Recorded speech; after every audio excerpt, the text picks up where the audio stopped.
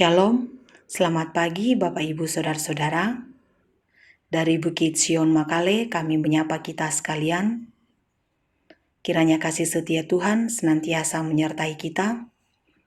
Kita akan membaca firman Tuhan dan merenungkan firman Tuhan.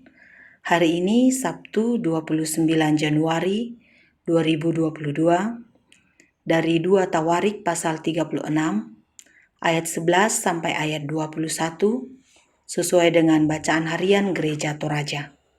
Saya ulangi, 2 Tawarik pasal 36 ayat 11 sampai ayat 21. Namun sebelum kita membaca dan merenungkan firman Tuhan, mari kita berdoa. Kepadamu ya Tuhan, kami membawa seluruh kehidupan kami, karena kami tahu dan kami percaya, Engkaulah yang berkuasa atas seluruh kehidupan kami. Kami mensyukuri untuk kehidupan yang Tuhan masih karuniakan bagi kami, mensyukuri berbagai nikmat yang Tuhan masih perkenankan boleh kami alami dalam seluruh hidup kami. Bahkan dalam persekutuan dengan Tuhan, membaca firman-Mu dan merenungkan firman-Mu, seperti yang akan kami lakukan pada saat ini. Roh Kudus-Mu kiranya menyertai kami, menolong kami, dan menuntun kami, sehingga lewat firman-Mu ini, kami boleh memahaminya, dan kami boleh melakukan dalam seluruh kehidupan kami. Layakkan kami ya Tuhan. Di dalam nama Yesus Kristus, kami berdoa. Amin. Firman Tuhan dari 2 Tawarik pasal 36 ayat 11 sampai dengan ayat 21. Firman Tuhan berbunyi, Zedekia berumur 21 tahun pada waktu ia menjadi raja, dan 11 tahun lamanya ia memerintah di Yerusalem. Ia melakukan apa yang jahat di mata Tuhan Allahnya, dan tidak merendahkan diri di hadapan Nabi Yeremia yang datang membawa pesan Tuhan. Lagi pula, ia memberontak terhadap Raja Nebukadnezar yang telah menyuruhnya bersumpah demi Allah. Ia menegarkan tengkuknya dan mengeraskan hatinya, dan tidak berbalik kepada Tuhan Allah Israel. Juga semua pemimpin di antara para imam dan rakyat berkali-kali berubah setia dengan mengikuti segala kekejian bangsa-bangsa lain. Rumah yang dikuduskan Tuhan di Yerusalem itu dinajiskan mereka. Namun Tuhan Allah nenek moyang mereka berulang-ulang mengirim pesan melalui utusan-utusannya, karena ia sayang kepada umatnya dan tempat kediamannya. Tetapi mereka mengolok-olok utusan-utusan Allah itu, menghina segala firman-Nya, dan mengejek nabi-nabinya. Oleh sebab itu, murka Tuhan bangkit terhadap umat-Nya, sehingga tidak mungkin lagi pemulihan. Tuhan menggerakkan raja orang Kasdim melawan mereka.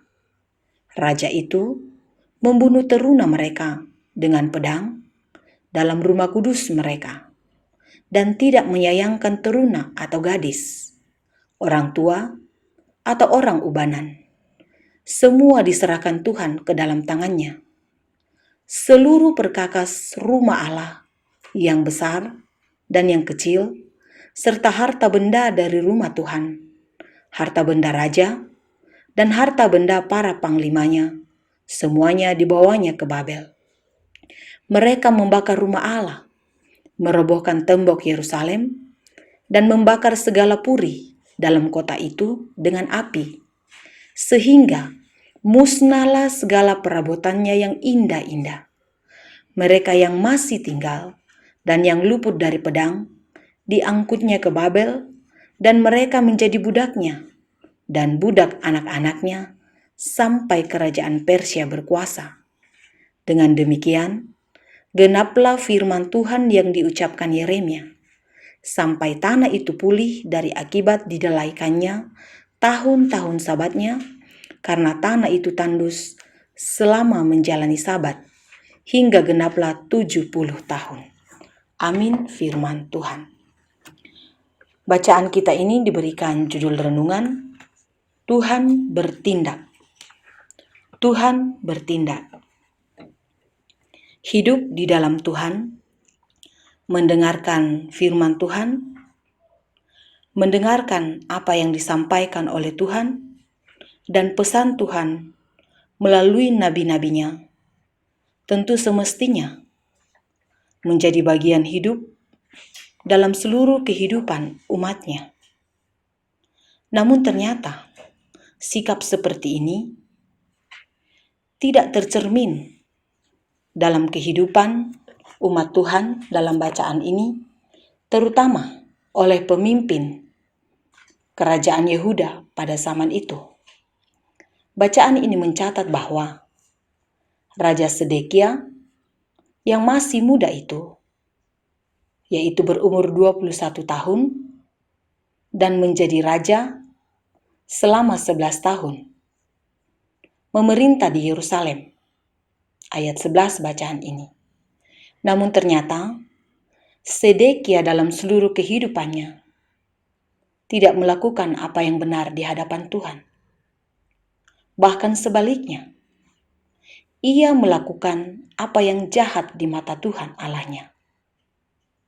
Kejahatannya itu dicatat dalam bacaan ini bahwa ia tidak merendahkan diri di hadapan Tuhan. Di hadapan Nabi Tuhan, yaitu Yeremia, yang membawa pesan dari Tuhan. Ayat 12 bacaan ini. Bahkan ia memberontak terhadap Raja Nebukadnezar. Ia menegar tekan tengkuknya dan mengeraskan hatinya. Tidak menerima pesan dan ajaran, teguran dari Tuhan. Bahkan dikatakan dalam bacaan ini, semua pemimpin di antara para imam dan rakyat berkali-kali berubah setia dengan mengikuti segala kekejian bangsa-bangsa lain. Ayat 14 ayat bacaan ini. Tentu di dalam bacaan ini jelas sekali dikatakan bagaimana mereka dalam hal ini pemimpin Yerusalem dan umat Tuhan mengolok-olok utusan-utusan Allah dan menghina segala firman Allah, mengejek nabi-nabi Tuhan. Ayat 16 bacaan ini. Sikap seperti ini membuat Tuhan marah kepada mereka.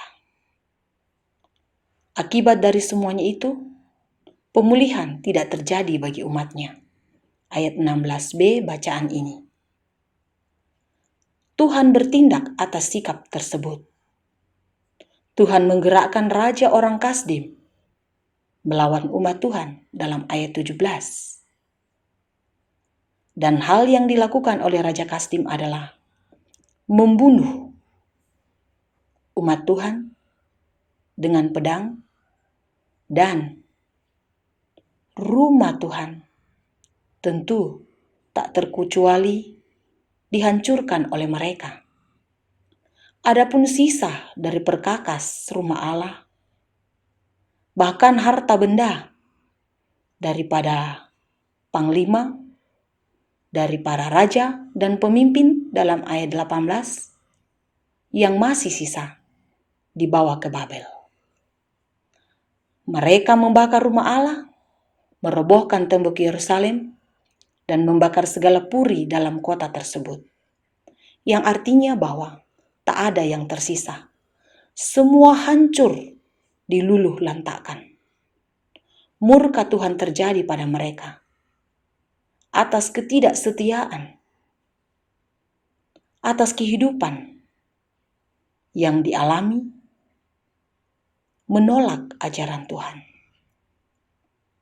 Walaupun demikian, kasih sayang Tuhan nyata bagi mereka, bahwa berkali-kali Tuhan mengirim pesan melalui utusan-utusannya, karena Tuhan sayang pada umatnya. Ayat 15 bacaan ini. Tapi rupa-rupanya kasih sayang Tuhan yang Tuhan nyatakan bagi umatnya tidak dikenan oleh umat sendiri. Mereka menolak semuanya itu. Tak ada sedikit pun kesediaan untuk mau mendengarkan ajaran dan teguran daripada Tuhan. Kasih sayang yang Tuhan nyatakan bagi mereka seolah-olah berlalu begitu saja. Dan karenanya Tuhan bertindak atas semuanya itu. Akibat dari kekerasan hati umat Tuhan dan pemimpinnya, maka mereka dihancurkan, maka mereka dilululantakkan. Demikianlah Bapak Ibu Saudara-saudara dalam seluruh kehidupan kita. Mungkin banyak kali kita mendengarkan nasihat, mungkin banyak kali kita ditegur melalui firman Tuhan yang kita dengar. Tetapi kemudian kita mengeraskan hati untuk semuanya itu. Mari kita belajar atas kehidupan pemimpin umat Israel dalam bacaan ini, kehidupan umat dalam bacaan ini. Kekerasan hati mereka tidak menghasilkan apa-apa, justru kehancuran yang ada pada diri mereka. Tentu kasih sayang Allah pun juga berlaku dalam kehidupan kita.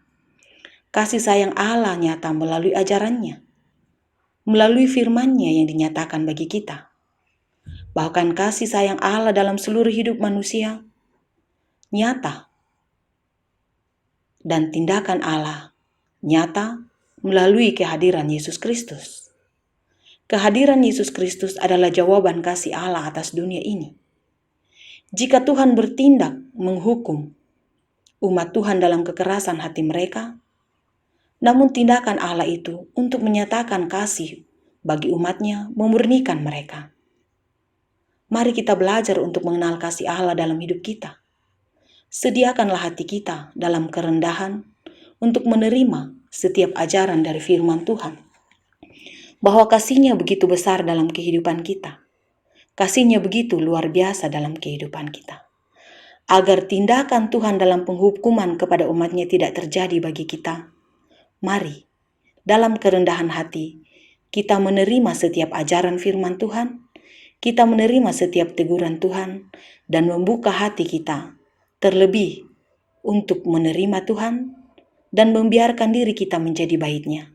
Karena dalam diri kita, dalam hidup kita, dalam hati kita adalah bait Tuhan yang sesungguhnya. Terpujilah Tuhan. Amin. Mari kita berdoa. Kami bersedia ya Tuhan menerima ajaran-Mu. Kami bersedia ya Tuhan ditegur oleh-Mu melalui firman-Mu, melalui setiap orang yang Engkau utus bagi kami. Janganlah kiranya kami mengeraskan hati kami, seperti pemimpin Yerusalem dalam bacaan ini. Janganlah kiranya kami mengolok-olok-Mu ya Tuhan, dan menolak firman-Mu. Jauhkanlah daripada kami sikap-sikap seperti yang Dia alami oleh pemimpin umat-Mu, dan terutama bagi umat-Mu sendiri dalam bacaan ini. Kiranya ya Tuhan, kami dikaruniai hati untuk senantiasa menerima firman-Mu, menerima ajaran-Mu, dan teguran-Mu dalam seluruh hidup kami. Mampukan kami untuk semuanya itu Tuhan.